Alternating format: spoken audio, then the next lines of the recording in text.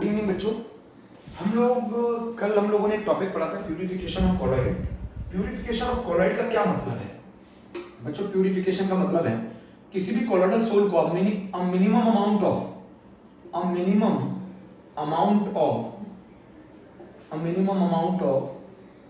Electrolyte is required to stabilize the colloidal soul। मेरी बात समझ में? बच्चों, एक मिनिमम अमाउंट ऑफ इलेक्ट्रोलाइट की आवश्यकता होती है किसी भी कोलॉइडल सोल को स्टेबलाइज करने के लिए। ऐसा आपने पेप्टाइजेशन में पढ़ा है। पेप्टाइजेशन के अंदर आप एक पेप्टाइजिंग एजेंट मिलाते थे किसी भी प्रेसिपिटेट को कोलॉइडल फॉर्म में कन्वर्ट करने के लिए। तो एक minimum amount of electrolyte required होता है किसी भी कोलॉइडल सोल को क्या करने के लिए, स्टेबलाइज करने के लिए। बच्चों, अगर ये इलेक्ट्रोलाइट एक्सेस में हो गया, अगर इलेक्ट्रोलाइट एक्सेस में हो गया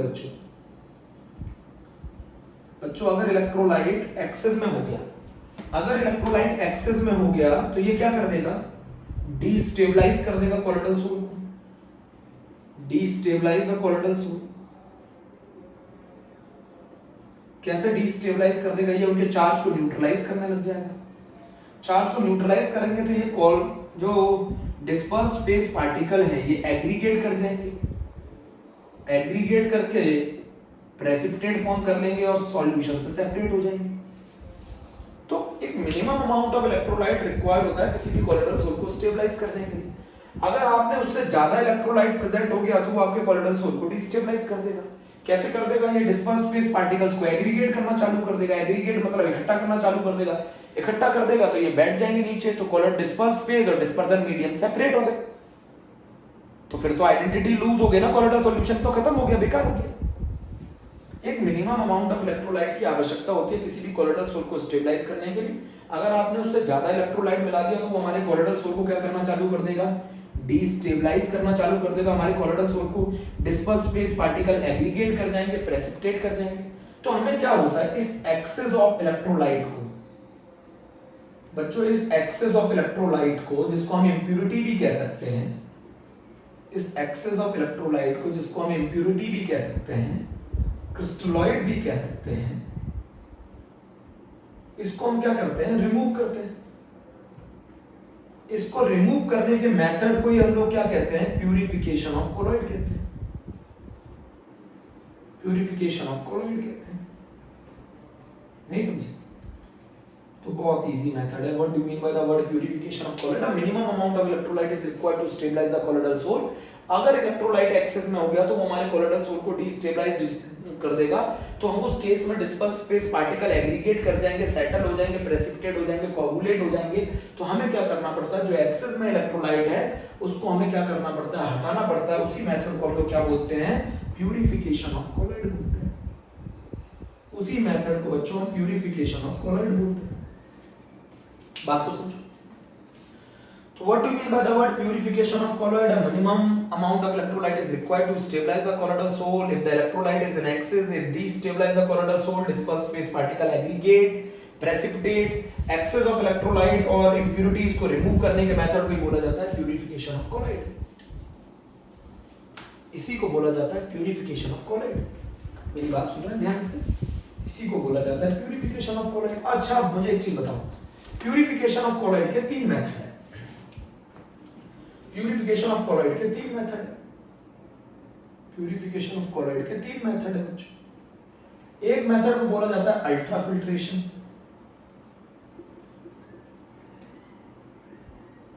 इस केस में हम कुछ नहीं करते हैं, हम सेपरेशन करते हैं कोलॉइडल पार्टिकल और इंप्यूरिटीज का। किसके बेसिस पे? अल्ट्रा फिल्टर पेपर के बेसिस पे। एक मेथड को बोला जाता है डायलिसिस, एक मेथड को बोला जाता है electrodialysis. Electrodialysis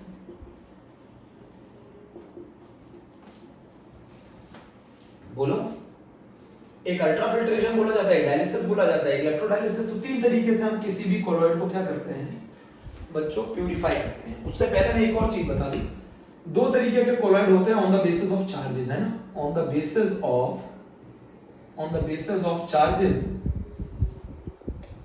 on the basis of charges, ये दो तरीके के होते हैं कोलॉइड। एक को बोला जाता है पॉजिटिव चार्ज कॉलॉइड और एक को बोला जाता है negative charge colloid. One is positive charge colloid and another is called negative charge colloid. तो पॉजिटिव चार्ज में जरा एग्जांपल बताओ, पॉजिटिव चार्ज में, पॉजिटिव चार्ज कॉलॉइड में एग्जांपल बताओ जरा, मैं याद करा दूं। मेटल ऑक्साइड याद है, मेटल ऑक्साइड एग्जांपल याद रहेगा SnO2। मेटल हाइड्रोक्साइड,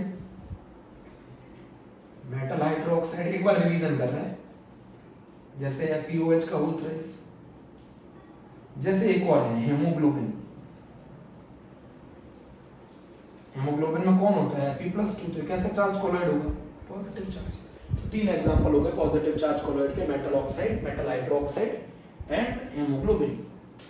बोलो तीन हो गए ना, तीन हो गए पॉजिटिव चार्ज कॉलॉइड, तीन हो गए। अगर मैं बात करूं नेगेटिव चार्ज कॉलॉइड की, तो बच्चों बहुत आसान है negative charge colloid. Negative charge colloid सबसे पहले एग्जांपल याद रहना, एक सल्फाइड का colloid, arsenic sulphide, antimony sulphide, sulphide के मेटल सल्फाइड के कॉलॉइडल सूट, ये भी नेगेटिव चार्ज होते हैं, ध्यान रहेगा। एक और मेटल के जो कॉलॉइडल सोल होते हैं, जैसे गोल्ड का सोल है ना, ये भी कैसे चार्ज होते हैं, नेगेटिव चार्ज होते हैं। एक और ब्लड, क्ले एक्सेट्रा, ये भी नेगेटिव चार्ज होते हैं। तो चार्ज के बेसिस पे दो तरीके के कॉलॉइड होते हैं, एक नेगेटिव चार्ज होते हैं, पॉजिटिव चार्ज कॉलॉइड होते हैं बच्चों। Negative charge colloid arsenic sulphide, antimony sulphide, metal के sol, blood, clay etcetera are the example of negative charge colloid. तो सबसे पहले हम जो प्यूरिफिकेशन का मेथड पढ़ रहे हैं उसका नाम है बच्चों, कौन सा मेथड है प्यूरिफिकेशन का? सबसे पहला मेथड का जो नाम है बच्चों, वो मेथड का नाम है अल्ट्राफिल्ट्रेशन। अल्ट्राफिल्ट्रेशन है ना, बहुत आसान है, कुछ नहीं करते हम। क्या करते हैं, नॉर्मल फिल्टर पेपर लेते हैं बच्चों, हम लोग एक नॉर्मल फिल्टर पेपर लेते हैं और उसको एक सॉल्यूशन में सोक्ड कर देते हैं, भिगो देते हैं। वो सॉल्यूशन किसका होता है? सॉल्यूशन को बोला जाता है कोलोडियम। उस सॉल्यूशन को कोलोडियम बोला जाता है। वो 4% नाइट्रोसेलुलोज का सॉल्यूशन होता है in alcohol and ether. 4% nitrocellulose in alcohol और ईथर। इसका मतलब क्या हुआ? अगर आपको 4% नाइट्रोसेलुलोज बनाना हो तो 4 ग्राम आप नाइट्रोसेलुलोज को 100 अगर ये 100 ग्राम अगर आप अल्कोहल में डिसॉल्व कर सकते हैं या 100 ml ऑफ अल्कोहल में डिसॉल्व कर सकते हैं तो 4% नाइट्रोसेलुलोज का सॉल्यूशन बन जाता है। सॉल्यूशन को कोलोडियम बोला जाता है। तो normal filter paper is soaked in, normal filter paper soaked in it, है ना। इस सॉल्यूशन को कोलोडियम बोला जाता है। 4% nitrocellulose in alcohol and ether के मिक्सचर को हम लोग कोलोडियम बोलते हैं। होता क्या है बेटा, नॉर्मल फिल्टर पेपर का जो पोर साइज होता है वो बड़ा होता है, पोर साइज बड़ा होता है। और अगर इसका पोर साइज बड़ा है और अगर आप इसे फिल्ट्रेशन करेंगे तो कोलोइडल पार्टिकल भी पास हो जाएंगे, इम्प्यूरिटी भी पास हो जाएगी। तो हम क्या चाहते हैं, इन नॉर्मल फिल्टर पेपर के पोर साइज को छोटा कर दिया जाए। तो हम इसको एक सॉल्यूशन में डिप करते हैं जिसको हम कोलोडियम बोलते हैं और ये 4% nitrocellulose in alcohol and ether होता है, जिससे normal filter paper soaked in it. तो जो सोक्ड फिल्टर पेपर है उसको हम फिर क्या करते हैं, soaked filter paper is treated with formaldehyde। Formaldehyde solution है ना। क्या फॉर्मल्डिहाइड इसको क्या प्रोवाइड करता है? हार्डनिंग प्रोवाइड करता है। क्या प्रोवाइड करता है बच्चों? हार्डनिंग प्रोवाइड करता है। Soaked filter paper is treated with formaldehyde, ये क्या प्रोवाइड करता है? इसको हार्डनिंग प्रोवाइड करता है। इसके बाद जो फिल्टर पेपर आपको मिलता है बच्चों वो अल्ट्रा फिल्टर पेपर मिलता है। अल्ट्रा फिल्टर पेपर मिलता है। कुछ नहीं करते, नॉर्मल फिल्टर पेपर लेते हैं, उसको एक सॉल्यूशन में डिप करते हैं जिसको कोलोडियम बोला जाता है। कोलोडियम कुछ नहीं होता, 4% nitrocellulose in alcohol and ether होता है। इसके अंदर डिप करने के बाद उस फिल्टर पेपर को किससे ट्रीट करते हैं? फॉर्मल्डिहाइड से। फॉर्मल्डिहाइड हार्डनिंग का काम करता है, इसको हार्डनेस प्रोवाइड करता है। अल्ट्रा फिल्टर पेपर मिलता है। अल्ट्रा फिल्टर पेपर के अंदर बच्चों पोर साइज छोटा हो जाता है, पोर साइज स्मॉल हो जाता है। जब पोर साइज छोटा हो जाता है तो अब कौन पास हो जाएगा? अब इंप्यूरिटीज पास हो जाएंगी बच्चों, इंप्यूरिटीज पास हो जाएंगी, कोलोइडल पार्टिकल पास नहीं हो पाएंगे। इंप्यूरिटीज पास हो जाएंगी, कोलोइडल पार्टिकल पास नहीं हो पाएंगे। इस मेथड को बोला जाता है अल्ट्राफिल्ट्रेशन। अगर आपको इस मेथड को फास्ट करना हो तो आप इसमें कुछ नहीं यूज कर सकते, पंप यूज कर सकते हैं, सक्शन पंप। बच्चों एक सक्शन पंप यूज कर सकते हैं। सक्शन पंप क्या करेगा, इन इंप्यूरिटीज को सक करेगा तो ये इंप्यूरिटी ज्यादा जल्दी बाहर आएंगी उस अल्ट्राफिल्टर पेपर से। तो ये मेथड को बोला जाता है अल्ट्राफिल्ट्रेशन। पहले बार पढ़ लीजिए अच्छे से।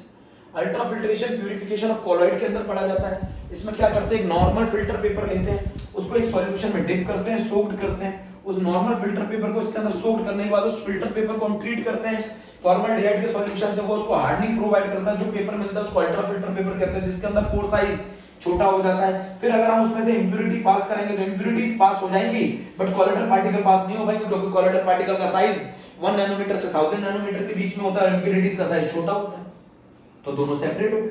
इस मेथड को बोलते हैं अल्ट्राफिल्ट्रेशन। नोट कर लो बच्चों, इस मेथड को बोलते हैं अल्ट्राफिल्ट्रेशन। नोट कर लिया बच्चों, अल्ट्राफिल्ट्रेशन। अब बच्चों एक बहुत छोटी सी चीज एक और सुन लो।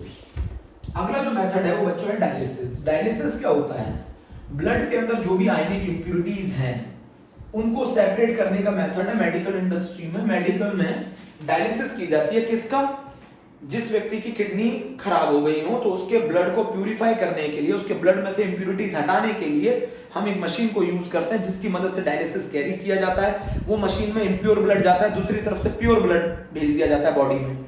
इंप्योर ब्लड को उसमें मशीन में डालते हैं, वेस्ट हटाते हैं, प्योर ब्लड हम एंटर करा देते हैं बॉडी में। ऐसा कुछ प्रोसेस होता है, उतना तो हमें नहीं जाना, बट मैं आपको बता दूं उस मेथड को हम क्या बोला जाता है बच्चों, डायलिसिस बोला जाता है। अब डायलिसिस किस प्रिंसिपल पे बेस्ड है मैं बता दूं, डिफ्यूजन के प्रिंसिपल पे बेस्ड है। और डिफ्यूजन कहां से कहां होता है, हाई कंसंट्रेशन से, हाई कंसंट्रेशन से लो कंसंट्रेशन की तरफ होता है। तो इस प्रिंसिपल पे बेस्ड है डायलिसिस। इसमें कुछ नहीं करते हैं, क्या करते हैं, रनिंग वाटर ले लेते हैं, यहां से वाटर को एंटर कराते हैं और एक थैला ले लेते हैं जो कि किसका बना होता है, सेलोफिन मेम्ब्रेन का या फिर एनिमल मेम्ब्रेन का। इस तरीके से थैला ले लेते हैं, ठीक है। इस थैले के अंदर बच्चों क्या होता है, ये जो मेम्ब्रेन है ये सेलोफिन मेम्ब्रेन है, आप एनिमल मेम्ब्रेन भी कह सकते हैं, पार्चमेंट पेपर भी ले सकते हैं।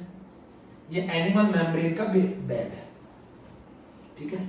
यहां से वाटर हम एंटर करा रहे हैं, H2O इन, यहां से H2O आउट है,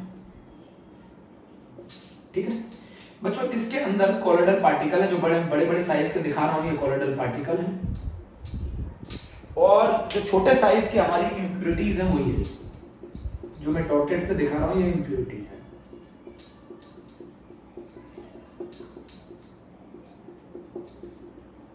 बच्चों ये हमारा डिस्पर्जन मीडियम है। ये बैग है ना, किनको पास नहीं होने देगा, कोलोइडल पार्टिकल को अलाउ नहीं करता। ये बच्चों बैग कोलोइडल पार्टिकल्स को अलाउ नहीं करता, किनको पास होने जाने देगा। ये बैग किनको अलाउ करता है अपने में से पास होना, ये बैग अलाउ करता है आयनिक इंप्यूरिटीज को अपने में से पास होना। बच्चों जैसे हम यहां से वाटर फ्लो करेंगे, सुनो, water is at low concentration, this bag is at high concentration, तो आयनिक इंप्यूरिटीज इस बैग से निकलेंगी, कहां की तरफ मूव करेंगी, लो कंसंट्रेशन की तरफ मूव करेंगी। अब आप एक क्वेश्चन सुनो, अगर मैं एक रनिंग वाटर ना लूं तो क्या होगा, कुछ समय के बाद दोनों का कंसंट्रेशन बराबर आ जाएगा, दोनों का कंसंट्रेशन बराबर आ जाएगा। इसीलिए हम रनिंग वाटर लेते हैं। क्यों लेते हैं, क्योंकि जो वाटर है वो ऑलवेज किस कंसंट्रेशन पे रहना चाहिए, लो कंसंट्रेशन पे रहना चाहिए। बच्चों अगर मान लो ये पानी रुका हुआ लिया आपने, उसमें थैला टिप कर दिया, तो ये आयनिक इंप्यूरिटीज बाहर तो निकलेंगी, बट एक समय के बाद दोनों का कंसंट्रेशन बराबर आएगा, फिर निकलेंगी नहीं। तो हम क्या करते हैं, रनिंग वाटर लेते हैं, उसकी वजह से क्या होता है, water is always at the low concentration. बच्चों बहुत आसान प्रोसेस है। डायलिसिस के अंदर हम क्या करते हैं, एक बैग लेते हैं जिसके अंदर कोलोइडल पार्टिकल विद इंप्यूरिटीज हैं, और उस बैग में से हम बैग को हैंग कर देते हैं और इसमें से लगातार वाटर पास करते हैं। वाटर पास करने के कारण क्या होता है, वो बैग ऐसा होता है जो कोलोइडल पार्टिकल को पास नहीं होने देता, बट आयनिक इंप्यूरिटीज को पास होने देता है। ये बैग जो है ये हाई कंसंट्रेशन में वाटर, लो कंसंट्रेशन में तो आयनिक इंप्यूरिटीज कहां से कहां डिफ्यूज होंगी, हाई कंसंट्रेशन से लो कंसंट्रेशन की तरफ, ठीक है। इस प्रोसेस को हम लोग क्या बोलते हैं बच्चों, डायलिसिस बोलते हैं। ये जो एनिमल मेम्ब्रेन है ये कोलोइडल पार्टिकल को पास नहीं होने देगा, ये सिर्फ इसको पास होने देगा, आयनिक इंप्यूरिटीज को पास होने देगा। ये जो एनिमल मेम्ब्रेन है, ये सेलोफिल मेम्ब्रेन का बना हुआ बैग है, ये बैग कॉलोइडल पार्टिकल को पास नहीं होने देता है, आयनिक इंप्योरिटीज को पास होने देता है। बोलो, आयनिक इंप्योरिटीज को पास होने देगा। रनिंग वाटर क्यों लेते हैं? इससे वाटर क्या होता है, ऑलवेज लो कंसंट्रेशन पे होता है, ये बैग हाई कंसंट्रेशन पे होता है, तो इंप्योरिटीज इससे बाहर निकलती रहती है। अगर आपने इसको एकदम वाटर फिक्स ले लिया तो उसके केस में एक समय ऐसा आएगा कि दोनों का कंसंट्रेशन क्या हो जाएगा, बराबर हो जाएगा, फिर ये आयनिक इंप्योरिटीज उस बैग में से नहीं निकलेंगी। इसीलिए हम लोग रनिंग वाटर लेते हैं, यहाँ से वाटर एंटर कराते हैं, यहाँ से वाटर एग्जिट कराते हैं, जिसकी वजह से water is always at a low concentration और इस बैग में से आयनिक इंप्योरिटीज निकलती हैं। बच्चों दिक्कत क्या है, डायलिसिस काफी स्लो प्रोसेस है।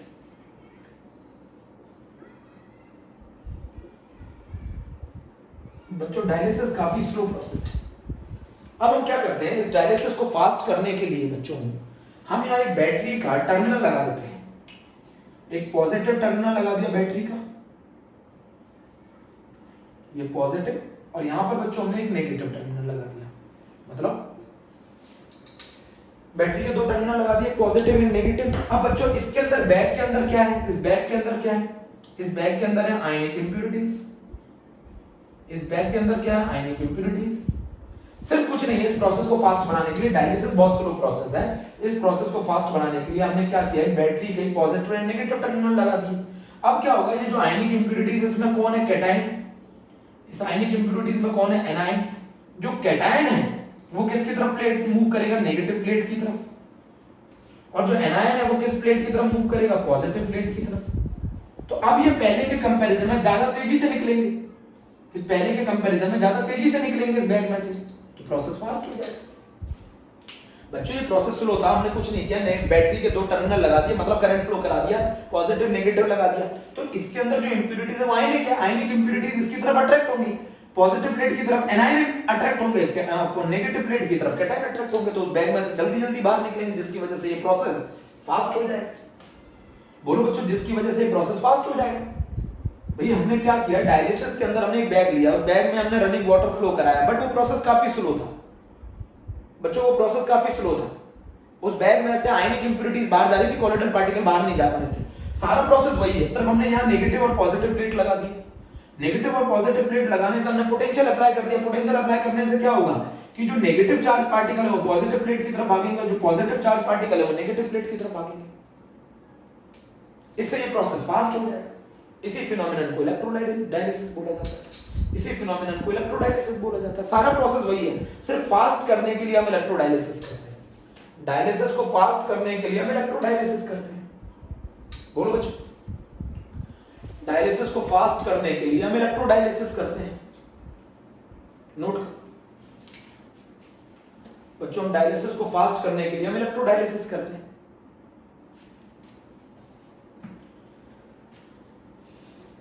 बच्चों हम एक ऐसा बैग लेते हैं जो कॉलोइडल पार्टिकल को पास नहीं होने देता।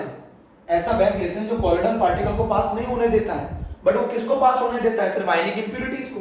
बच्चों ये एक ऐसा बैग है सेमी परमिएबल मेम्ब्रेन का बना हुआ, जो कि लो आयनिक इंप्योरिटीज को पास होने देता है। किनको पास नहीं होने देता, किनको पास नहीं होने देता, कॉलोइडल पार्टिकल को। उनका साइज बड़ा है। अगर मुझे इस प्रोसेस को फास्ट करना हो तो मैंने बैटरी के दो टर्मिनल यूज कर दिए, पॉजिटिव नेगेटिव। तो पॉजिटिव प्लेट की तरफ नेगेटिव पार्टिकल भागेंगे, एनायन भागेंगे, और नेगेटिव प्लेट की तरफ पॉजिटिव पार्टिकल भागेंगे, जिससे ये प्रोसेस फास्ट हो जाता है। अब आयनिक इंप्योरिटीज इनकी तरफ अट्रैक्ट होंगी तो ज्यादा तेजी से बाहर निकलेंगी इस बैग से। इस प्रोसेस को बोला जाता है इलेक्ट्रोडायलिसिस। क्या प्यूरिफिकेशन हमारा खत्म हो गया? इस प्रोसेस को बोला जाता है इलेक्ट्रोडायलिसिस। नोट कर लो बच्चों, इस प्रोसेस को बोला जाता है इलेक्ट्रोडायलिसिस।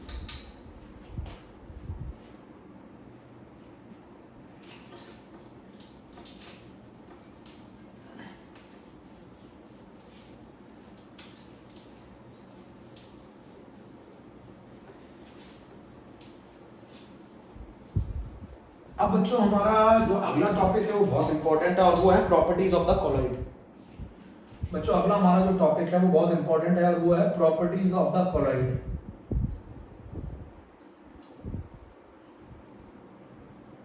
बच्चों हमारा जो अगला टॉपिक है वो है प्रॉपर्टीज ऑफ द कॉलोइड। अब बच्चों प्रॉपर्टीज ऑफ द कॉलोइड में सबसे पहले हम जो पढ़ने जा रहे हैं वो पढ़ने जा रहे हैं कॉलिगेटिव प्रॉपर्टी। Colligative property. अब आप वो अच्छी तरह जानते हैं कोलिगेटिव प्रॉपर्टी कौन सी होती है, 4 होती है। Relative lowering of vapour pressure, elevation in boiling point, depression in freezing point and osmotic pressure. Relative lowering of vapour pressure, elevation in boiling point, relative lowering of vapour pressure याद है P not minus PS upon P not, elevation in boiling point delta TB, depression in freezing point delta TF, osmotic pressure pi. These are the 4 colligative property. What do you mean by the colligative property? The property which depend on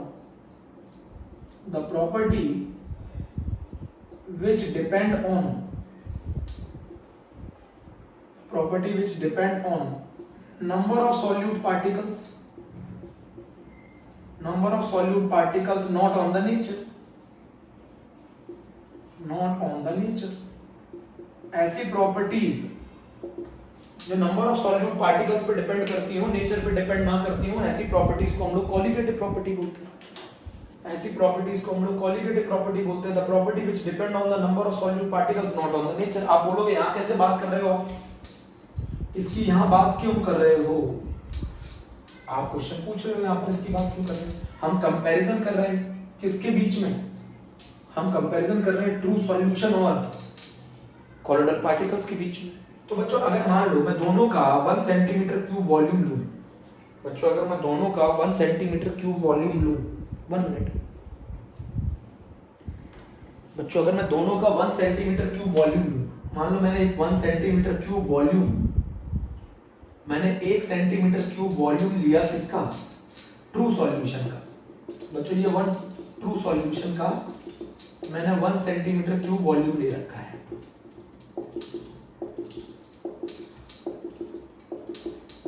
ठीक है, और ये मैंने 1 centimetre cube volume लिया है colloidal solution का। Colloidal solution के particles का साइज बड़ा होता है, तो बताओ 1 सेंटीमीटर क्यूब वॉल्यूम में किसके नंबर ऑफ पार्टिकल ज्यादा है, जिस गिवन वॉल्यूम के अंदर किसके नंबर ऑफ पार्टिकल ज्यादा है, इस गिवन वॉल्यूम के अंदर किसके नंबर ऑफ पार्टिकल ज्यादा है। तो इस गिवन वॉल्यूम के अंदर जो नंबर ऑफ पार्टिकल ज्यादा हैं वो ज्यादा है ट्रू सॉल्यूशन के नंबर ऑफ पार्टिकल ज्यादा है। और अगर ट्रू सॉल्यूशन के नंबर ऑफ पार्टिकल ज्यादा हैं, अगर ट्रू सॉल्यूशन के, आप ऐसे भी समझ सकते हैं, मेरे सर ऐसे बताते थे कि जो ट्रू सॉल्यूशन है इनका साइज जो होता है, ट्रू सॉल्यूशन के पार्टिकल का जो साइज होता है बच्चों वो 1 नैनोमीटर से कम होता है, और इसके जो पार्टिकल का साइज है वो 1 नैनोमीटर से 1000 नैनोमीटर के बीच में। तो अगर पार्टिकल्स आपस में कंबाइन होंगे तभी तो ये बनेगा, तभी तो साइज 1 नैनोमीटर से 1000 नैनोमीटर के बीच में आएगा। मेरे सर कहते थे ट्रू सॉल्यूशन के जो पार्टिकल है आपस में कंबाइन करके कॉलोइडल पार्टिकल बना लेते हैं। बोलो, तो ट्रू सॉल्यूशन के अंदर 1 सेंटीमीटर क्यूब में नंबर ऑफ पार्टिकल ज्यादा है, और अगर नंबर ऑफ पार्टिकल ज्यादा है तो ट्रू सॉल्यूशन की कॉलिगेटिव प्रॉपर्टी, मैं यहां लिखूं colligative property of true solution ज्यादा होती है as compare to the colligative property of the colloidal solution. अब कॉलोइडल सॉल्यूशन के अंदर हम लोग कॉलिगेटिव प्रॉपर्टी की स्टडी नहीं करते। क्यों नहीं करते? क्योंकि कॉलिगेटिव प्रॉपर्टी बहुत कम आती है, स्मॉल आती है। क्यों कम आती है? क्योंकि नंबर ऑफ पार्टिकल्स कम होते हैं, तो अगर हमसे कोई क्वेश्चन ये पूछे कि कॉलिगेटिव प्रॉपर्टी ट्रू सॉल्यूशन की और कॉलिगेटिव प्रॉपर्टी कॉलोइडल सॉल्यूशन की किसकी ज्यादा होती है, तो आपको मैं बता दूं कॉलिगेटिव प्रॉपर्टी जो होती है वो ट्रू सॉल्यूशन की ज्यादा होती है as compare to the colligative property of the colloidal solution. Because colligative property इसलिए ज्यादा होती है क्योंकि इसमें नंबर ऑफ पार्टिकल्स ज्यादा होते हैं बच्चों, इसमें नंबर ऑफ पार्टिकल्स ज्यादा होते हैं। ट्रू सॉल्यूशन में गिवन वॉल्यूम में number of particle as compare to the colloidal solution ज्यादा होते हैं, जिसकी वजह से जो कॉलिगेटिव प्रॉपर्टी है वो ट्रू सॉल्यूशन की ज्यादा है as compare to the colligative property of the colloidal solution. Note किया? बोलो बच्चों, नोट किया?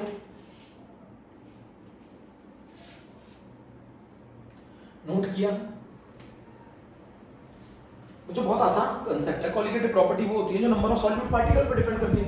अगर मैं दोनों का 1 सेंटीमीटर क्यूब वॉल्यूम लूं तो मैं देखूंगा कि जो ट्रू सॉल्यूशन के पार्टिकल है वो 1 सेंटीमीटर क्यूब में ज्यादा है क्योंकि उनका साइज छोटा है। और अगर मैं 1 सेंटीमीटर क्यूब में मान लो, बोलो बच्चों, अगर मैं 1 सेंटीमीटर क्यूब में देखूं तो ट्रू सॉल्यूशन के पार्टिकल ज्यादा है as compare to 1 centimetre of cube of colloidal particle, क्योंकि इनका साइज बड़ा है। तो साइज बड़ा है तो ये कम होंगे गिवन वॉल्यूम में, साइज छोटा है तो ये ज्यादा होंगे गिवन वॉल्यूम।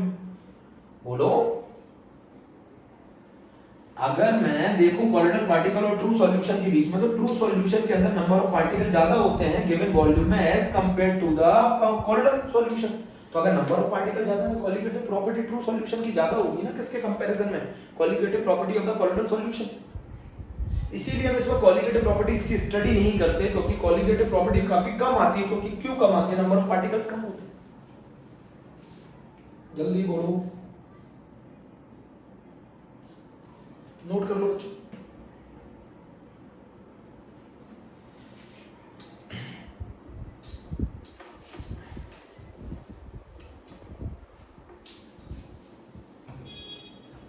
अब बच्चों इसकी 3 प्रॉपर्टी और बहुत इंपॉर्टेंट है।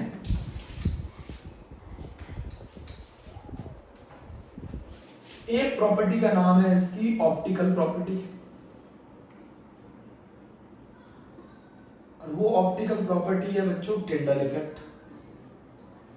सब एक नंबर में पूछा जाता है, टिंडल इफेक्ट। एक इसकी मैकेनिकल प्रॉपर्टी है बच्चों, एक इसकी मैकेनिकल प्रॉपर्टी है जिसको हम कहते हैं ब्राउनियन मूवमेंट।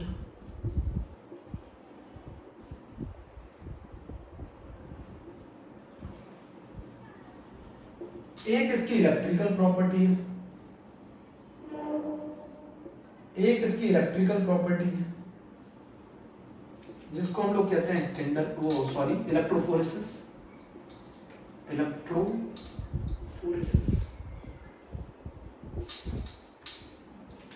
एक बच्चों इसकी ऑप्टिकल प्रॉपर्टी है, एक इसकी मैकेनिकल प्रॉपर्टी है और एक इसकी इलेक्ट्रिकल प्रॉपर्टी। बच्चों सबसे पहले इसमें बहुत इंपॉर्टेंट बता दूं क्योंकि ये तीनों ही जी ने पूछी हैं, जी ये तीनों ही पूछ चुका, तो आप इनको समझेंगे कहां पढ़ा गया ये टॉपिक। मैं आपको फिर बताता हूं। अगर मैं आपसे पूछूं लायोफिलिक और लायोफोबिक कहां पढ़ा गया, तो वो interaction between dispersed phase and dispersion medium के क्लासिफिकेशन पढ़ा गया। इंटरेक्शन की बेसिस पे अगर मैं क्लासिफिकेशन करूं डिस्पर्स्ड फेज और डिस्पर्जन मीडियम का, तो उसमें लायोफिलिक और लायोफोबिक पढ़ा। अगर मैं डिस्पर्स्ड फेज के पार्टिकल के साइज के बेसिस पे क्लासिफिकेशन करूं तो मैं 3 क्लासिफिकेशन पढ़ूंगा, मल्टीमोलिकुलर, मैक्रोमोलिकुलर, एसोसिएटेड कोलॉइड। अगर मैं तुमसे पूछूं डबल डिकम्पोजिशन हमने कहां पढ़ा, तो ये कंडेंसेशन मेथड है, एग्रीगेशन मेथड है, प्रिपरेशन ऑफ कोलॉइड में पढ़ा गया है। अगर मैं तुमसे पूछूं ब्रैडिक्स आर्क, तो ये डिस्पर्जन मेथड है या फिर हम इसको कह सकते हैं डिस्पर्जन मेथड है बोलो, या डिसइंटीग्रेशन मेथड बोल सकते हैं, ये भी हमने प्रिपरेशन में पढ़ा है। पेप्टाइजेशन हमने कहां पढ़ा, ये भी हमने प्रिपरेशन में पढ़ा है। डिस्पर्जन और डिसइंटीग्रेशन मेथड है, converting a freshly prepared precipitate into colloidal form. तो मुझे मालूम है कि हमें कौन सा टॉपिक किस जगह पढ़ा गया है। उसी तरीके से प्रॉपर्टीज ऑफ द कॉलॉइड 3 है, एक ऑप्टिकल प्रॉपर्टी है, एक मैकेनिकल प्रॉपर्टी और एक इलेक्ट्रिकल प्रॉपर्टी है। तो बच्चों सबसे पहले हम लोग इसमें मैकेनिकल प्रॉपर्टी पढ़ने की कोशिश करते हैं जिसको ब्राउनियन मोशन कहा जाता है या ब्राउनियन मूवमेंट कहा जाता है। ठीक है, बोलो बच्चों। हम सबसे पहले मैकेनिकल प्रॉपर्टी पढ़ने की कोशिश करते हैं जिसको ब्राउनियन मोशन कहा जाता है। तो ब्राउनियन मूवमेंट है क्या? पहली बात समझते हैं कि ब्राउनियन मूवमेंट, बच्चों एक क्वेश्चन आया, सर रॉबर्ट ब्राउन ने इसको डिस्कवर किया था, ब्राउनियन मोशन है ना, बायो वाले जानते हैं, ब्राउनियन मोशन कह लो या मूवमेंट कह लो, मोशन, ब्राउनियन मोशन है ना। बच्चों सबसे पहली बात ये कॉलॉइडल सॉल्यूशन की क्या बताता है, स्टेबिलिटी बताता है। कि ये बताओ कॉलॉइडल सॉल्यूशन की क्या बताता है? सबसे पहला कंसेप्ट ये कि ये स्टेबिलिटी ऑफ कॉलॉइडल सोल बताता है, स्टेबिलिटी ऑफ कॉलॉइडल सोल है ना। ब्राउनियन मोशन क्या बताता है? Stability of colloidal sol. बच्चों क्या हुआ, सबसे पहले सर रॉबर्ट ब्राउन ने ये सोचा कि ये इतने बड़े कॉलॉइडल पार्टिकल बड़े साइज के होते हैं, फिर भी ये सेटल क्यों नहीं होते? भाई इनको क्या हो जाना चाहिए था, सेटल हो जाना चाहिए था, सेटल हो जाना चाहिए तो नीचे बैठ जाना चाहिए था। इतने बड़े पार्टिकल्स के पास खुद की कोई काइनेटिक एनर्जी नहीं होती, फिर भी ये पूरे मीडियम में कैसे घूमते रहते हैं? इनके पास खुद की कोई काइनेटिक एनर्जी नहीं होती, फिर भी ये पूरे मीडियम में लगातार कैसे घूमते रहते हैं? इनको कुछ समय के बाद सेटल हो जाना चाहिए था। इतने बड़े पार्टिकल होने के बावजूद भी ये सेटल क्यों नहीं होते? इनके पास खुद की कोई काइनेटिक एनर्जी नहीं होती, फिर ये क्यों सेटल नहीं होते? तो बच्चों सबसे पहली बात कि ब्राउनियन मूवमेंट ने कोलोइडल सॉल्यूशन की स्टेबिलिटी के बारे में बात करी कि इतने बड़े पार्टिकल होने के बावजूद भी इनको सेटल हो जाना चाहिए था, फिर ये कैसे लगातार हमारे सॉल्यूशन में घूमते रहते हैं, ये सेटल क्यों नहीं होते, इनके पास ये काइनेटिक एनर्जी आई कहां से। तो बच्चों सबसे पहली बात तो सर रॉबर्ट ब्राउन ने what do you mean by the Brownian motion. Brownian motion the zigzag motion of the zigzag, या फिर आप ब्रैकेट में लिख सकते हैं रैंडम,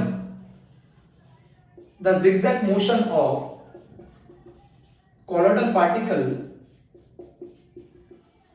इसी को क्या कहते हैं, the zigzag motion of the colloidal particle, इसी को क्या कहते हैं बच्चों, ब्राउनियन मोशन कहते हैं। मतलब कोलोइडल पार्टिकल का जिगजैग मोशन, इस तरीके का मोशन, रैंडम मोशन, इसको क्या बोला जाता है, क्या बोला जाता है बच्चों, ब्राउनियन मोशन पूछा जाता है। क्वेश्चन क्या है, क्वेश्चन समझो, क्वेश्चन वो ये कह रहा है इतने बड़े पार्टिकल होने के बावजूद भी ये लगातार मीडियम में कैसे घूमते रहते हैं, इनके पास खुद की काइनेटिक एनर्जी तो होती नहीं है, इनको कुछ समय के बाद सेटल हो जाना चाहिए था, नीचे बैठ जाना चाहिए था, फिर भी ये क्यों नहीं बैठते और ये पूरे मीडियम में लगातार कैसे घूमते रहते हैं। तो बच्चों सबसे बड़ा रीजन कि ये कैसे होता क्या है, अनइक्वल मैनर में, अनइक्वल मैनर में, अनइक्वल मैनर में भाई, अनइक्वल मैनर में या अनबैलेंस्ड मैनर में, आप ऐसे भी लिख सकते हैं अनबैलेंस्ड मैनर में, अनइक्वल मैनर में या फिर अनबैलेंस्ड मैनर में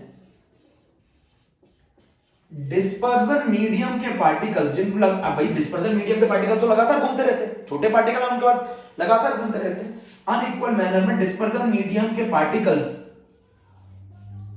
लगातार बम्बार्डमेंट,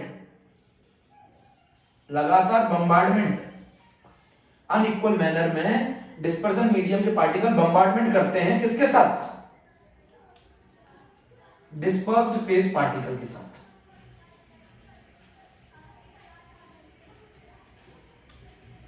डिस्पर्जन मीडियम के पार्टिकल अनइक्वल मैनर में लगातार बम्बार्डमेंट करते हैं, लगातार टकराते हैं। मान लो यहां से 3 पार्टिकल टकराए, आप जैसे मान लो यार ये रहा आपका कोलोइडल पार्टिकल, मान लो यहां से 3 पार्टिकल्स ने टकराया, इसका मोशन ऐसा हो गया।